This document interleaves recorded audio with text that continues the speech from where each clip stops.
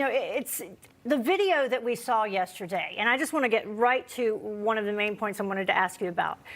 In some of the videos, it does appear that the Capitol Police just let these people into the Capitol. I mean, there's video of people just sauntering through the rotunda in a single file line as if they're on a tour. What do you think happened here? Was it a breakdown in communication? No, it was a breakdown in complete operations. I mean, the one argument that we can lay to rest right here, right now, is that the Capitol Police failed in every aspect of what they exist to do. They did not secure the building from the outside. They didn't secure the building from the inside. And ultimately, they killed an unarmed person as a result of that. And officers got hurt because of a result of that. Killed. As a matter of fact, one of the gentlemen died.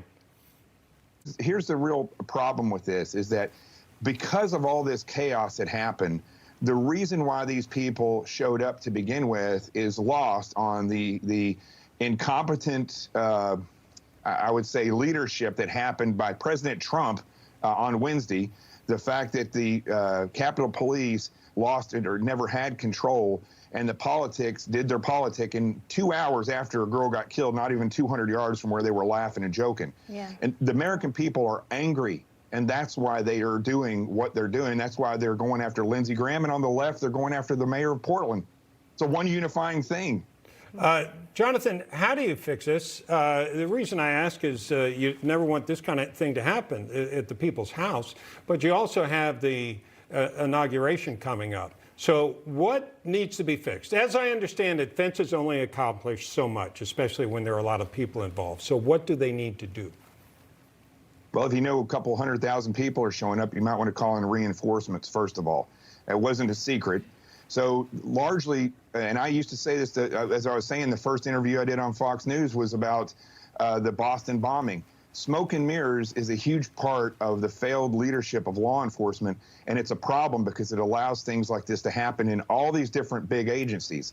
And the reality is, what could have been a peaceful situation turned out to be an explosive situation. I wouldn't even call it that violent. There were some things that happened, but overall, the whole thing was not violent.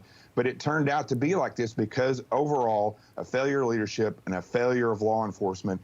And I will add that this whole QAnon movement and this secret plan that a lot of these people, the girl that got killed, she was a QAnon person. God bless her, a veteran. But people need to stop following heroes. And you asked me how this can be fixed. Law enforcement needs to stop with the smoke and mirrors, and the people need to stop with the narcissistic following of heroes and realize that they were in the people's house. The people are the answer to all of this. So what I just said there a second ago got me blocked on Twitter for 12 hours yesterday. They took my account down for 12 hours. That social media and the media are spinning everything. And the fact is they're not covering what happens in Portland properly. Well, thank you so much for joining us. Got to cut you off because we're going to break.